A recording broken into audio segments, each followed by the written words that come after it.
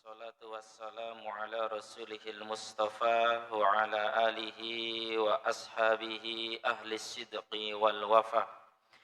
Ashhadu an la ilaha illallah wahdahu la syarika lah wa ashhadu anna muhammadan abduhu wa rasuluh la nabiyya wa la rasula ba'da. Allahumma salli ala Muhammadin an-nabiyil ummi wa azwajihi ummahatil mu'minin wa dhurriyyatihi wa ahli baitihi kama sallaita ala Ibrahim wa ala ali Ibrahim innaka Hamidum Majid.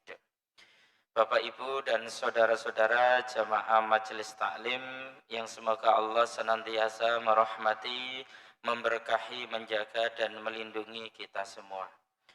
Sungguh kita bersyukur kepada Allah hingga detik ini kita berada di lembar kedua atau ketiga di bulan Sya'ban. Dan mari kita perbanyak doa kepada Allah Subhanahu wa taala, yang di antara doa-doa yang mesti kita minta kepada Allah adalah minta usia yang panjang dan barokah, badan yang sehat sehingga bertemu dengan bulan Ramadan. Karena sesungguhnya hamba-hamba Allah yang soleh itu mesti merindukan bulan Ramadan.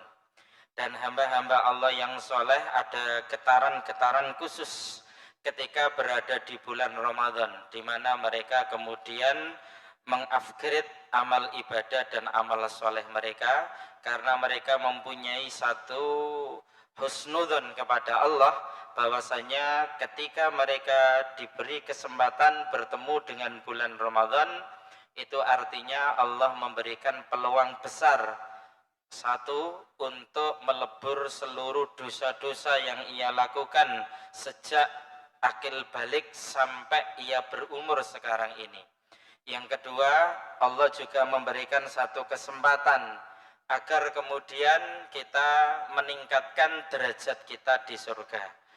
Yang ketiga, Allah juga memberikan kesempatan untuk menambah amal kebaikan kita. Sehingga mari kita senantiasa memperbanyak doa, yang diantara doa yang sangat masyhur dan populer di kalangan orang-orang soleh sebelum kita ketika berada di bulan Rajab dan bulan Sya'ban adalah Allahumma barik lana fi Rajab wa Sya'ban wa balighna Ramadan. Ya Allah, berkailah kami di bulan Rajab dan bulan Sya'ban, dan sampaikan usia kami sehingga bertemu dengan bulan Ramadan. Ada juga satu doa yang dibiasakan oleh murid-muridnya para tabi'in, yang dikenal dengan atba' tabi'in, yang diantara doa mereka adalah Allahumma sallimna ila Ramadan wassallim lana Ramadan wa tasallamahu minna mutaqabbala. Ya Allah, sampaikan kami pada bulan Ramadan dan hantarkan Ramadan kepada kami, dan terimalah amal-amal kami. Di mana orientasi doa-doa mereka adalah salah satu ekspresi dari kerinduan mereka kepada Ramadan, yang kemudian dalam satu asar disebutkan mereka berdoa dengan muatan doa seperti itu 6 bulan lamanya sebelum Ramadan itu tiba. Kanu yad'unallaha sittata ashhur ayyuballighahum syahrul Ramadan summa yad'unallaha sittata ashhur ayyataqabbalahu minhum. Bapak Ibu yang dirahmati Allah, selanjutnya pada kesempatan malam hari ini yang menjadi tema kajian kita adalah tentang mukjizat dan versus hukum alam, ya. Sebenarnya untuk menyebut hukum alam dalam pandangan akidah ini juga sangat rawan, ya. Rawan dalam arti ketika seseorang itu mendengar atau mengucapkan hukum alam, sedangkan kemudian yang menjadi kepercayaan, keyakinan dan orientasi ucapan itu seakan-akan alam itu kemudian bisa melakukan satu aktivitas, bisa melakukan satu perbuatan, lah ini bahaya, bisa nyerempet kepada kesyirikan, ya.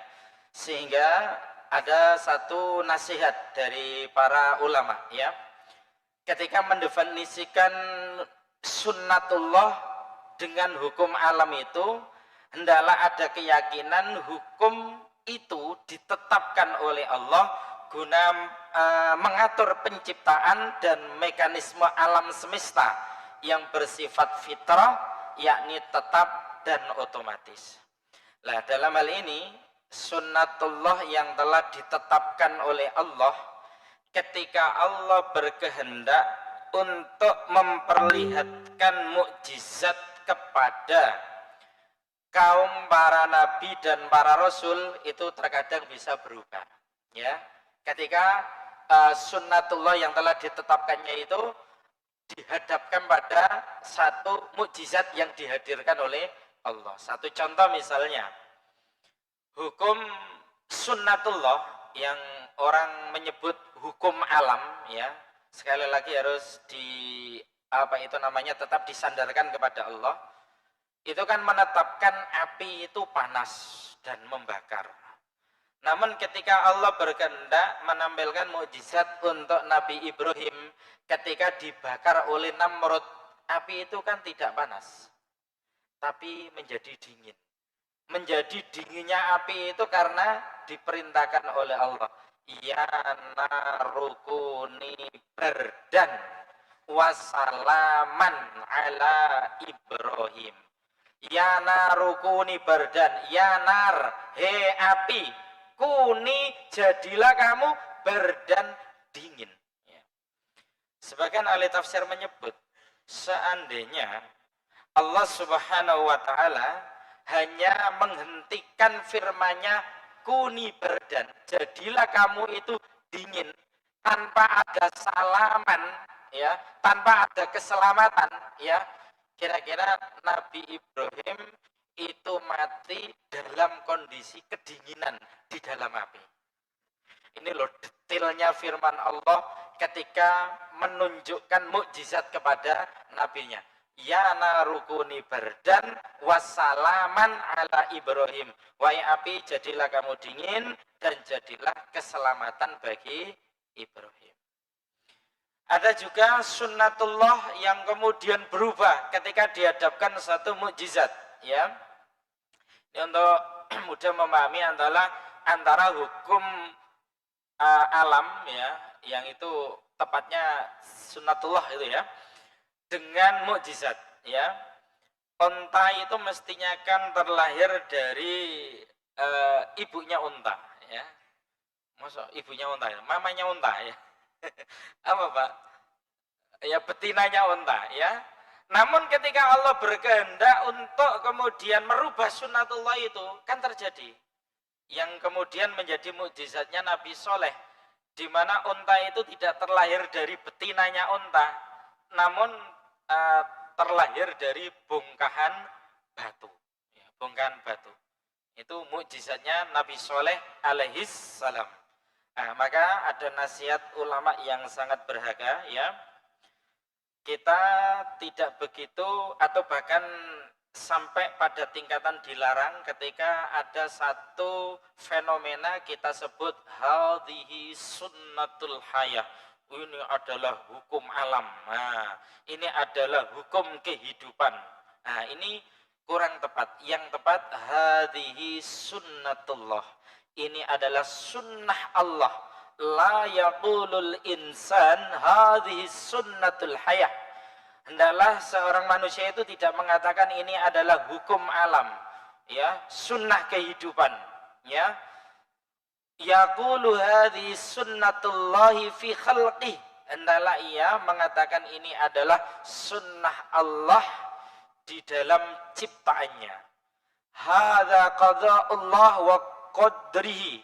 Ini adalah takdir yang telah ditetapkan oleh Allah. Yasnadul amru ilallahi azza wa jalla wala yasnaduhu ilal hayah, di mana menyandarkan semua urusan itu kepada Allah, ya, tidak menyandarkan urusan-urusan itu kepada alam atau kepada kehidupan. Ini dalam hal masalah akidah ini memang sangat detail Bapak Ibu. Detailnya itu termasuk juga menyangkut keyakinan kita, menyangkut ucapan kita, dan juga menyangkut perbuatan kita. Sehingga dalam hal-hal perkara-perkara iman, perkara-perkara akidah, memang kita mesti harus berhati-hati. Jangan sampai kemudian mengucapkan satu kalimat yang kalimat-kalimat itu sesungguhnya dimurkai oleh Allah. Namun tidak begitu kita sadari, naudzubillah min dzalik, yang dengan ucapan itu bisa orang itu terlempar ke neraka jahanam. Dalam hadis riwayat Muslim itu disebutkan, innal abda la yatakallamu bil kalimah min sukhtillah la yulqi laha balan yahwi biha fi jahannam. Sesungguhnya benar-benar ada seorang manusia yang berucap dengan satu ucapan, yang ucapan itu dimurkai oleh Allah. Setelah ia mengucapkan itu, ia tidak mempedulikan lagi karena ia anggap kecil, ia anggap remeh, ya. Namun karena ucapan itu dimurkai oleh Allah, maka akhirnya dengan ucapan itu yahwi biha fi jahannam, ia dilempar ke neraka jahanam. Kan sangat bahaya banget itu. Seperti ada orang yang mengucapkan, kapan ibu-ibu itu berhenti elok pengajian? Itu kan bahaya itu, Pak ya. Ya bahaya. Kapan ibu-ibu ikut berhenti pengajian? Loh, kok pengajian kok malah dihentikan? Karuan, kapan ibu-ibu berhenti ndelok orkes ngono karuan ya? Nah, ini kapan ibu-ibu berhenti ngikuti pengajian? Ini bahaya, ya. Sama halnya dengan menghalangi dan menista syiar Allah, ya. Termasuk perkataan-perkataan yang mempunyai kecenderungan untuk merendahkan hukum Islam, untuk menista Rasulullah, untuk menista hukum Islam, ini sangat membahayakan. Karena ucapan itu dimurkai oleh Allah, yang terkadang dengan ucapan itu seorang hamba akhirnya dilempar ke neraka jahanam. Bapak Ibu yang dirahmati Allah, selanjutnya di dalam kitab Al-Iman yang ditulis oleh Syekh Abdul Majid Az-Zindani atau Az-Zandani ini, kita akan disuguhkan pada mukjizat-mukjizat Rasulullah SAW, yang mukjizat-mukjizat itu merubah aturan-aturan baku pada alam, yang disebut dengan sunnatullah tadi. Sunnatullah, hukum yang telah ditetapkan oleh Allah pada alam ini, namun dengan izin Allah, karena ada sesuatu hikmah yang ada, kemudian sunnah itu menjadi berubah. Jika di pertemuan 1 bulan yang lalu kita telah kaji tentang mukjizat-mukjizat Nabi yang kemudian diabadikan oleh Allah di dalam Al-Quran, seperti peristiwa Isra diabadikan dalam Quran surat Al-Isra ayat 1, peristiwa Mi'raj diabadikan dalam Quran surat An-Najm ayat 1 sampai ayat 19, peristiwa perang Khandaq, peristiwa perang Ahzab, peristiwa perang Badar, dan macam-macam yang kemarin sudah kita bahas itu. Maka di bab ini kita akan dikenalkan mukjizat-mukjizat Nabi yang lain yang itu merubah aturan baku dalam alam yang telah ditetapkan oleh Allah, dan berubahnya itu memang atas kehendak Allah karena ada sesuatu yang dibutuhkan untuk menguatkan nubuah dan risalah Rasulullah Shallallahu Alaihi Wasallam. Nah, di sini kita disodorkan 5 perkara, ya. Pertama, taksirul ma'il qalil. Rasulullah Shallallahu Alaihi Wasallam di antara mukjizatnya itu, beliau itu mampu membanyakkan atau memperbanyak air, yang air itu awalnya itu sedikit, itu bisa menjadi banyak. Nanti kita uraikan. Yang kedua, taksirut ta'amil qalil, memperbanyak makanan, ya, yang makanan itu cukup dimakan oleh satu orang bisa sampai 80 orang, bahkan lebih dari itu. Itu juga mukjizat Rasulullah Sallallahu Alaihi Wasallam. Kemudian juga haninu jid'in nahlati wa tasbihut tu'ami, ya, merintihnya jid'in nakhlah, batang kurma. Jadi batang kurma itu merintih seperti merintihnya unta, ya, karena sudah lama tidak dijadikan sandaran oleh Rasulullah SAW ketika memberi pengajaran kepada kaum muslimin, apalagi ketika dibuatkan untuk Rasulullah sebuah mimbar. Wa tasbihut ta'am, sahabat juga pernah mendengar makanan yang dihadirkan di hadapan Rasulullah SAW ketika mau dimakan oleh Rasulullah SAW, saking gembiranya itu kemudian mereka bertasbih kepada Allah Subhanahu wa ta'ala. Dan itu juga menjadi mukjizat Rasulullah SAW. Kemudian yang keempat, himayatul Rasul min a'daihi, ya, terjaganya Rasul atau terlindunginya Rasul sallallahu alaihi wasallam dari ancaman musuh-musuhnya.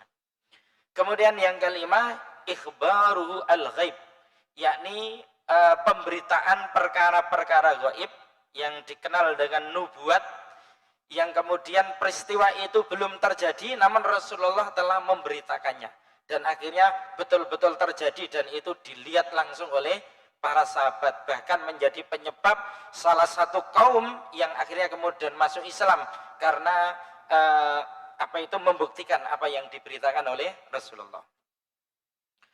Bapak Ibu yang dirahmati Allah, di antara mukjizat Nabi yang dalam bentuk taksirul ma'il qalil, memperbanyak air yang sedikit, ini disebutkan di dalam kitab ini, ya. Kanal muslimuna bihajatin ila ma'in wa hum fil madinah lil wudhu'. Qala Anas radhiyallahu an, utiyan Nabi sallallahu alaihi wasallam bi ina'in.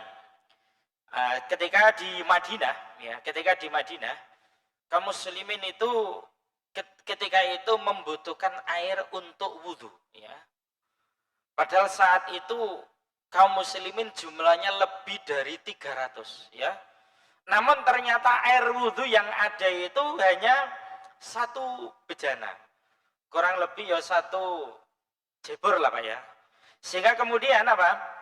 Utiyan Nabi sallallahu alaihi wasallam bi ina'in. Rasulullah saat itu diberikan kepada beliau satu bejana berisi air atau satu jebor berisi air. Wa huwa bizawra ma'a ashabihi. Ya, saat itu di wilayah Zawra bersama para sahabatnya.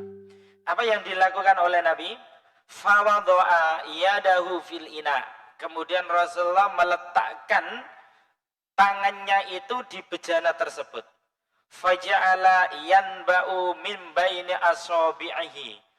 Kemudian memancarlah dari jari jemari Rasulullah itu air. Fatawadda'al qaumu, maka para sahabat itu kemudian berwudu.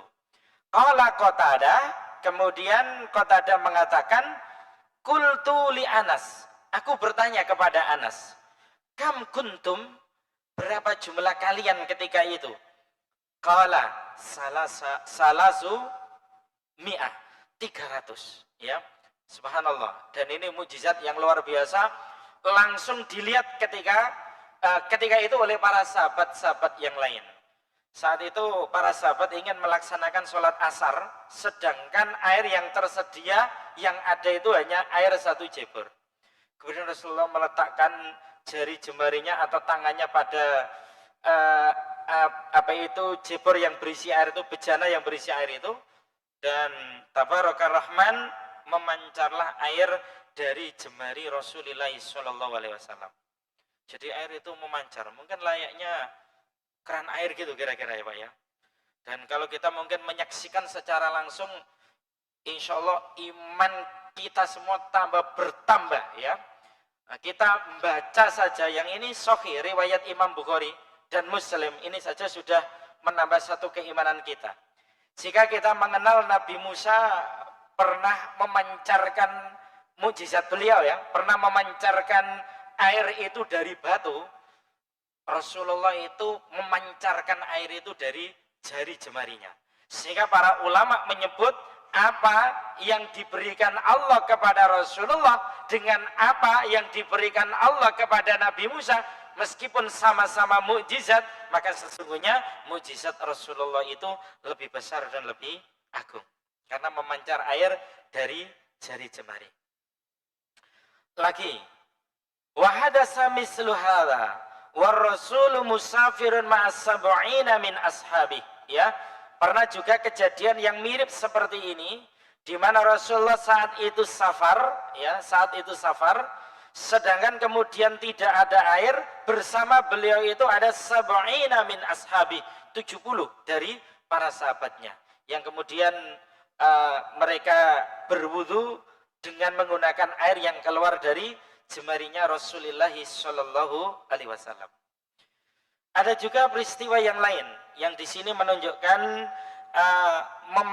memperbanyak air yang sedikit.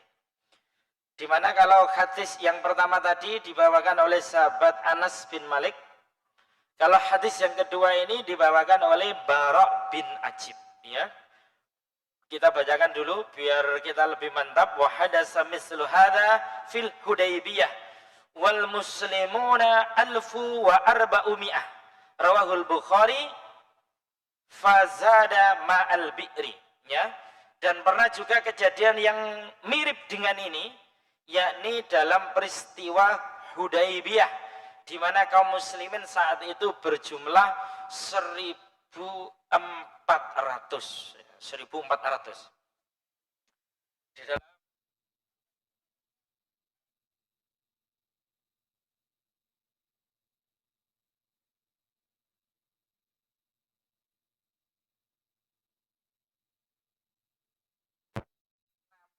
sumur, ya, nama sebuah sumur yang saat itu sumur itu kemudian ditimba oleh para sahabatnya, para sahabat Rasulullah, sampai kemudian sumur itu airnya habis.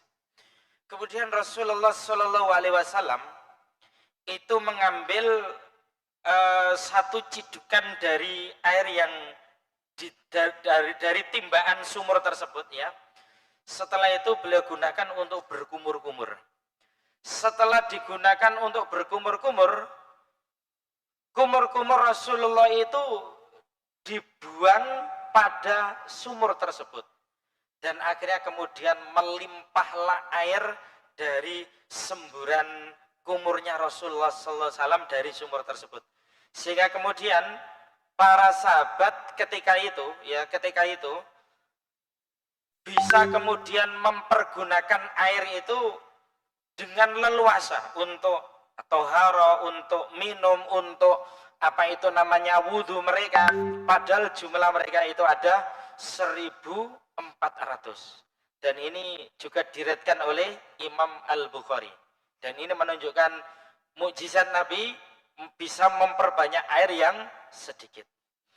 Ada juga di dalam riwayat yang lain yang juga hadis ini sahih, di mana pernah Rasulullah Shallallahu Alaihi Wasallam, ya, ini mengusap mazada imra'atin, ya, mazada imra'atin kanata farigotaini, ya, mengusap sebuah kantong yang kantong itu memang digunakan untuk menyimpan air.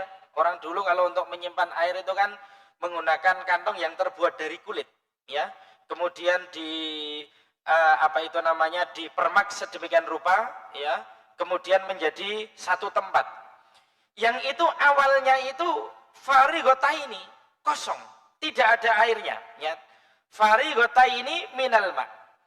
Namun tiba-tiba kemudian setelah diusap oleh Rasulullah Shallallahu Alaihi Wasallam, tiba-tiba kantong yang awalnya kosong itu penuh dengan air. Fasyaribal muslimuna wa kana adaduhum arba'ina rajulan, ya, akhirnya kemudian kaum muslimin bisa minum dari air yang dari kantong yang awalnya kosong diusap oleh Rasulullah dengan tangannya, kemudian akhirnya penuh dengan air yang kemudian kaum muslimin minum melalui itu. Kemudian mereka juga mengisi dari koribahnya, ya. Jadi mereka juga membawa kantong-kantong kosong yang akhirnya kemudian diisi semuanya, ya, semuanya. Nah, wanita saat itu memang nampaknya belum beriman, ya, belum beriman. Dia kemudian setelah menyaksikan kejadian itu, laki itu asharon nasi au huwa nabiyun kama yakulun, ya. Aku tadi berjumpa dengan manusia yang ahli sihir, kata wanita yang diusap kantongnya tadi ya, atau dia itu nabi ya, sebagaimana yang diucapkan oleh, yang dikatakan oleh para sahabatnya. Maka setelah wanita itu menceritakan kepada kaumnya, kaum yang ada di kampungnya itu, hasilnya kemudian apa? Fa'aslama qaumaha. Maka kaum yang mendapatkan cerita wanita tersebut, yang menyaksikan kejadian yang luar biasa itu, kemudian banyak yang masuk Islam. Nah ini juga mukjizat Rasulullah, bisa memperbanyak air yang sedikit, taktsirul ma'il qalil. Selanjutnya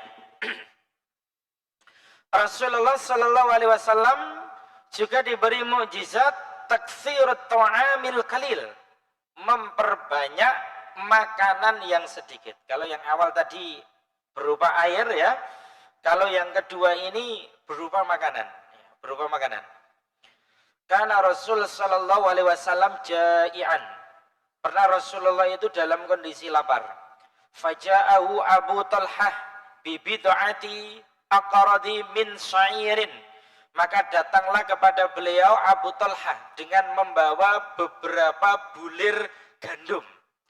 Fa'amara Rasulullah Shallallahu Alaihi Wasallam bifathiha wada Allah. Kemudian Rasulullah memerintahkan kepadanya untuk menumbuk gandum-gandum tersebut. Setelah itu wada Allah, wada Allah. Rasulullah kemudian berdoa kepada Allah. Setelah Rasulullah berdoa, wa amara ashabahu ayyakulu mina asyratan.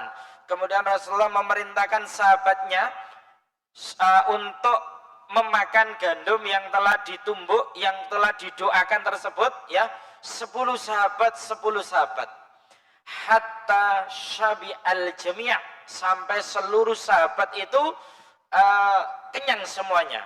Wa kana adaduhum sab'ina aw thamanina rajulan, padahal jumlah mereka ketika itu ada 70 atau 80 orang ya. Padahal ini hanya dari apa? Bibit ati aqradim min syair, hanya beberapa bulir gandum saja, namun bisa mengenyangkan 70 sampai 80 orang. Yang ini juga mukjizat Rasulullah Sallallahu Alaihi Wasallam. Juga di paragraf yang kedua ini, kalau di paragraf kedua ini adalah dalam perang Kondak, wastaddal ju'ala Rasulillah Sallallahu Alaihi Wasallam wa ashabihi. Rasulullah dan para sahabatnya itu pernah didera kelaparan yang luar biasa. Wa hum yahfurunal khandak, padahal saat itu sedang menggali parit ya, dalam perang Ahzab yang sebagaimana kita terangkan di pertemuan yang lalu, yang 1 bulan yang lalu. Kemudian apa? Fadzabah Jabir, maka kemudian sahabat Jabir ini menyembelih ya syatan ya, seekor kambing li Rasulillah Sallallahu Alaihi Wasallam wa ba'di ashabihi, yang ini diperuntukkan untuk Rasulullah dan para sahabatnya yang menggali parit tersebut. Fanada Rasul Sallallahu Alaihi Wasallam ahlal khandak wa kanu alfan fatabarakallahu lahma wal hubza hatta sabi'u jami'an ya. Kemudian Rasulullah Sallallahu Alaihi Wasallam memanggil para sahabat-sahabatnya yang menggali parit tersebut, padahal jumlah mereka ada 1000 ya, dan Allah memberkahi daging dan juga roti, hatta syabi'u jami'an, sehingga tentara-tentara kaum muslimin dalam perang Khandaq tersebut, meskipun jumlahnya 1000 dan kambing yang disembelih itu hanya 1, akan tetapi Allah memberkainya, mereka semuanya itu kenyang, dan itu menunjukkan taktsirut ta'amil qalil. Rasulullah biidznillah mampu memperbanyak makanan yang sedikit itu. Nah, sehingga ini juga sulit dicerna oleh akal ya Bapak Ibu ya. Kira-kira nek sekarang ya bisa terjadi juga biidznillah. Khususnya mungkin kalau ada seseorang yang dikenal sebagai orang yang wali Allah, ya. Wali Allah. Wali Allah itu orang yang dekat sekali dengan Allah, beriman dan sangat bertakwa kepada Allah. Kok kemudian Allah berkehendak memberikan kepadanya kemuliaan, ya, wallah alam bisawab, bisa jadi juga bisa melakukan paling tidak yang tidak sama persis Rasul, ya di bawahnya lah, ya. Yang jelas dalam perkara ini adalah perkara mukjizat. Yang awalnya satu kambing itu taruhlah mungkin hanya mengenyangkan 10 atau 20 orang, ya. Satu kambing 10 orang atau 20 orang itu sudah ini Pak, ya. Masih lebih ya, 30 orang lah. Nah ini jumlahnya 1000, ya. Jumlahnya 1000. Dan ini juga menunjukkan satu mujizat yang luar biasa. Juga dalam perang Tabuk, ya, di mana jamaah kaum muslimin juga pernah didera kelaparan yang sangat. Kemudian para sahabat itu minta izin kepada Rasul untuk menyembelih seekor unta. Setelah unta itu disembelih, kemudian unta itu dimasak, ya, Umar radhiyallahu an ini mengusulkan, ya, supaya sisa-sisa makanan itu dikumpulkan, ya, dikumpulkan. Setelah sisa-sisa makanan itu dikumpulkan, Rasulullah Shallallahu Alaihi Wasallam dengan usulan Umar itu, pertama beliau itu setuju, ya. Kemudian setelah itu Rasulullah berdoa kepada Allah Subhanahu Wa Taala. Dan subhanallah, dalam perang Khandaq dan juga perang Tabuk itu, yang saat itu hanya menyembelih seekor unta, namun biidznillah Allah memberkainya dan Allah berkenan memberikan mukjizat kepada Rasulnya, yang akhirnya kemudian tidak ada satupun dari seorang askar atau tentara itu kecuali mereka sudah makan semuanya. Bahkan mereka juga mengambil daging-daging itu untuk dimasukkan ke dalam kantongnya untuk kemudian dibawa sebagai bekal, ya, dan mencukupi semuanya. Faqala Rasulullah sallallahu alaihi wasallam, kemudian Rasulullah mengatakan, asyhadu alla ilaha illallah wa asyhadu anni rasulullah. Aku bersaksi bahwa tiada ilah yang benar kecuali Allah, dan aku bersaksi aku adalah utusan Allah. Sehingga ini menunjukkan kebenaran nubuah dan risalah Rasulullah. Kemudian yang ketiga, haninu jid'in nahlati wa tasbihut ta'ami, ya, merintihnya batang korma dan bertasbihnya makanan, ya. Lamma taraka Rasulullah sallallahu alaihi wasallam istinada fi khutbatil jum'ah ila jid'in nakhlati. Ketika Rasulullah sallallahu alaihi wasallam tidak menyandarkan dirinya lagi pada batang korma di saat beliau itu berkhutbah Jumat, ya. Alladzi kana yastanidu ilai, di mana biasanya Rasulullah itu bersandar padanya. Ba'da ansuni alal mimbar, setelah beliau itu dibuatkan untuknya mimbar, Rasulullah sudah tidak bersandar batang korma lagi.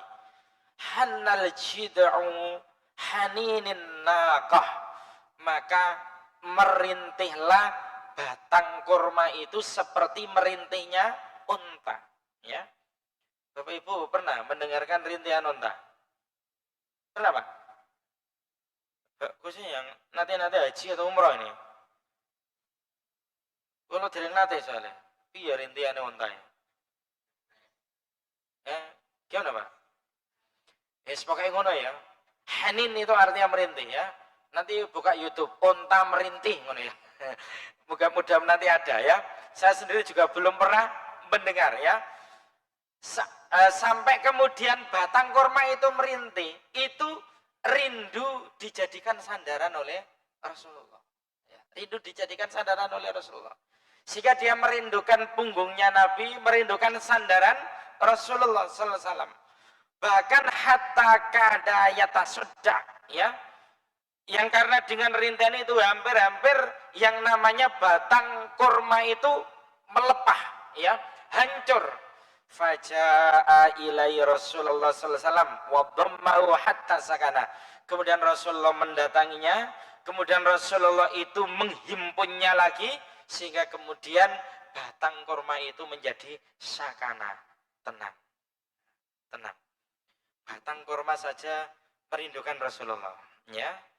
Batang kurma saja begitu hormat kepada Rasulullah, ya. Nah, ke ono umat itu gak merindukan Rasulullah itu, kan kita bisa kemudian mengatakan itu umat cap opo kan gitu ya. Sampai kemudian ada di antara umatnya itu menganggap Rasulullah itu figur yang biasa saja, tidak ada pemuliaan sama sekali, tidak ada penghormatan sama sekali. Naudzubillah min dzalik. Itu kalau tidak tobat, itu tanda-tandanya manusia yang celaka. Wong benda-benda yang ada di alam semesta ini saja semuanya itu menghormati dan memuliakan Rasulullah. Selanjutnya tentang bertasbihnya makanan. Ini diriwayatkan oleh Imam Al-Bukhari juga Imam At-Tirmidzi. Anna ashab Rasulillah sallallahu alaihi wasallam kanu yasma'una tasbihat tu'am. Adalah para sahabat itu mendengar bunyi tasbihnya makanan. Wa huwa yu'kalu bihadrati Rasulillah sallallahu alaihi wasallam. Sedangkan makanan-makanan itu dihidangkan untuk Rasulullah untuk dimakan, dan makanan itu bertasbih, dan itu terdengar jelas oleh para sahabat. Sehingga sebagian ulama itu mengatakan begini, Bapak Ibu, berbagai macam karomah-karomah kalau di zaman sahabat itu tidak banyak terjadi. Tidak banyak terjadi. Ya, justru kenapa kok tidak banyak terjadi? Karena sahabat itu sudah banyak melihat, sudah banyak mengalami, sudah banyak merasakan mukjizat-mukjizat Rasulullah Shallallahu Alaihi Wasallam.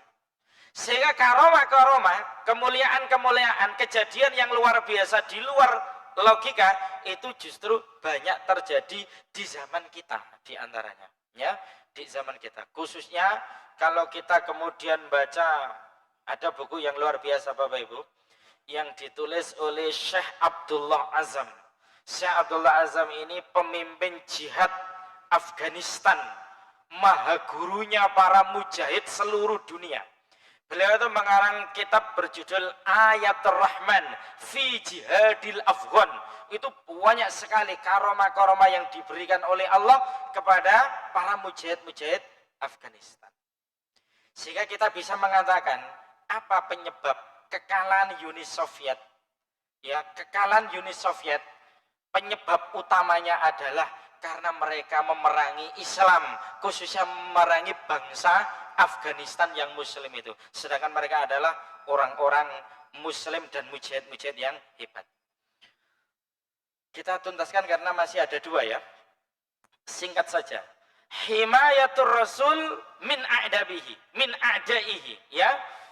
Rasul Shallallahu Alaihi Wasallam dilindungi oleh Allah dari ancaman musuh-musuhnya. Nah, ini secara ringkas begini. Ini kejadiannya ini adalah Abu Jahal. Abu Jahal itu pernah bersumpah di depan para pengikut-pengikutnya bahwasanya dia akan menginjak batang lehernya Muhammad ketika Muhammad itu sholat atau sujud. Nah, ternyata suatu ketika, ya, apa yang disumpahkannya itu betul-betul hadir di hadapan matanya. Artinya Nabi Muhammad SAW saat itu memang dalam kondisi sholat, dalam kondisi sujud, dan dilihat oleh Abu Jahal. Dia ingin membuktikan sumpahnya itu. Dia kemudian mendekat kepada Nabi Muhammad SAW, maunya itu menginjak batang lehernya Nabi Muhammad dengan kakinya. Namun apa yang dilihat oleh Abu Jahal, ya, tiba-tiba dia itu kemudian lari berbalik arah sambil menelungkupkan kedua tangannya dengan ketakutan, sehingga kemudian ditanya oleh pengikutnya, malaka, apa yang terjadi padamu? Qala, Abu Jahal mengatakan, inna baini wa bainahu al-khandaq minnar. Antara aku dan antara Muhammad itu ada parit, yang parit itu penuh dengan api. Wahaulan, dan ada sesuatu makhluk yang menakutkan. Wa ajnihatan, yang makhluk itu juga mempunyai sayap. Akhirnya kemudian tidak jadi. Artinya kemudian memang dilindungi oleh Allah Subhanahu wa taala. Ada juga yang kedua, hadis yang kedua ini. Ada seorang wanita Yahudi. Yang wanita Yahudi ini pura-pura ngapii Nabi Muhammad SAW. Di mana ia memberi hadiah berupa corondo Indonesia ngono sate ngono ya. Mun Arab apa ya. Tapi ternyata daging kambing, ya, daging kambing yang disodorkan oleh wanita Yahudi ini sudah diberi racun. Yang maunya untuk meracun Nabi Muhammad SAW. Dan akhirnya Nabi Muhammad mendapatkan wahyu bahwasanya daging kambing yang disodorkan oleh wanita Yahudi yang beliau makan itu ada racunnya, yang kemudian Rasulullah muntahkan, ya. Namun sahabat yang makan bersama Nabi kemudian kena racun itu, ya, kena racun itu. Dan Nabi Muhammad SAW dilindungi oleh Allah Subhanahu Wa Taala. Yang terakhir tentang ikhbarul ghaib, ya, tentang berita gaib.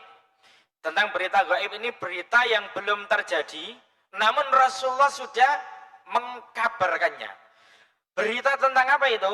Berita tentang matinya Raja Persia yang dikenal dengan Kisra, yang matinya itu adalah langsung dibunuh oleh Allah Subhanahu wa taala. Secara langsung. Tidak tahu pakai tentara, melalui tentara apa. Pokoknya langsung Allah Subhanahu wa taala yang langsung kemudian membunuhnya. Qatalahullahu intiqaman li rasulih, ya, sebagai balasan karena Raja Persia itu pernah menyakiti Rasulullah Sallallahu Alaihi Wasallam. Nah, saat itu Rasulullah itu sudah mendeadline wa haddada Rasul al-lailah, bahwasanya malam hari ini Raja Persia Kisra itu mesti mati. Dan subhanallah tabaraka rahman, ya, betul, malam itu juga Raja Kisra itu mati. Penduduk Yaman yang sebelum itu mendengar Rasulullah SAW mengabarkan berita gaib, ya, yang saat itu belum masuk Islam, ya, namun setelah membuktikan bahwasanya apa yang dinubuatkan oleh Rasulullah SAW itu benar, maka kemudian penduduk Yaman itu banyak yang kemudian masuk Islam. Nah, ini yang disebut dengan nubuat, berita gaib yang Allah memberikan wahyu kepada Rasulnya. Bisa jadi belum terjadi pada zaman Nabi, bahkan kadang-kadang belum terjadi pada zaman sahabat, dan kadang-kadang terjadi pada zaman kita. Maka jangan pernah mengatakan menurut prediksi Muhammad, jangan. Nek prediksi itu perkiraan, sedangkan perkiraan itu bisa benar bisa salah. Kalimat yang tepat itu menurut nubuat Muhammad Sallallahu Alaihi Wasallam. Nah, seperti itu. Ini termasuk ikhbarul ghaib yang menguatkan nubuah dan risalah Rasulullah. Bapak Ibu yang dirahmati Allah, sampai sekian kajian kita pada kesempatan malam hari ini. Mudah-mudahan bermanfaat dan mudah-mudahan kita semakin tambah ilmu, tambah iman dan tambah amal soleh, sehingga kita digolongkan hamba-hamba Allah yang solihin dan solihat, yang kelak mendapatkan ampunan Allah, rahmatnya Allah dan juga surganya Allah. Allahumma amin. Wassalamualaikum warahmatullahi wabarakatuh.